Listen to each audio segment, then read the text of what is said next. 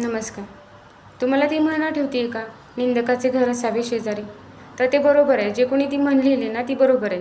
कारण की एखादं जर तुम्ही कोणतं काम करत असाल, एखादा व्हिडिओ तयार करत असाल, कोणतंही काम, जर तुम्हाला ते जमत असेल चांगल्या तऱ्हेने, तर पुढचा माणूस जर तुम्हाला म्हणत असेल तर की तुला हा जमतच नाही व्हिडिओ, तुला काही येतच नाही आणि हे काय काम केले, तर असावं निंदकाचे घर शेजारी असावं. कारण की ती जर तुमची निंदा केली नाही ना, तर तुम्ही पुढे जाणार नाही, तुमची प्रगती होणार नाही.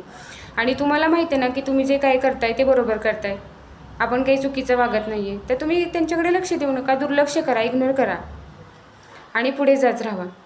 तुम्ही जर त्यांच्याकडे दुर्लक्ष केलं ना तरच तुमची प्रगती होईल. आणि करू द्या निंदा, किती करणार आहे करू द्या, कारण की त्यांना ती सवयच असते, त्यांची तीच योग्यता असते की ती दुसऱ्यांची निंदा करणार, कारण की त्यांना स्वतःला तर काही येत नसतं आणि ते दुसऱ्याला नावं ठेवत असतात. त्यामुळे त्या गोष्टींकडे लक्ष नाही देता आपण पुढे जात राहायचं, आपली ग्रोथ करायची.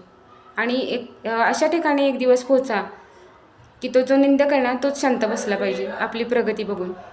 त्यामुळे प्रगती करत राहा, पुढे जात राहा, नवीन नवीन काही शिका, व्हिडिओज तयार करायला शिका, रील बनवायला शिका, एखादं पुस्तक वाचा, त्यातून तुम्हाला खूप ज्ञान मिळेल.